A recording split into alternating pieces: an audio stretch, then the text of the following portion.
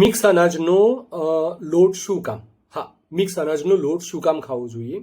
તો નોર્મલી આપણે ઘઉં કે બાજરીનું રોટલી ભાખરી બનાવીને ખાઈએ છીએ, પણ ગુજરાતની વાત કરીએ ને તો આજકાલ મિનરલ્સ, વિટામિન્સ બધાની ઉણપ છે ને સાથે સાથે શુગરના ઇશ્યુઝ વધી રહ્યા છે.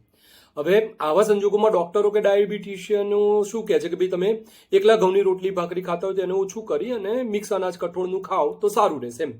રીઝન એ છે કે એકલા ઘઉંની રોટલી કે ખાઈએ ને તો એમાં કાર્બોહાઈડ્રેટ્સ બહુ વધારે હોય, જ્યારે મિક્સ કરીએ તો કાર્બોહાઈડ્રેટ થોડા ઓછા થાય ને એની સામે ફાઈબર, વિટામિન ને મિનરલ્સનો જથ્થો વધે, બેઝિકલી તમને હેલ્પ મળે.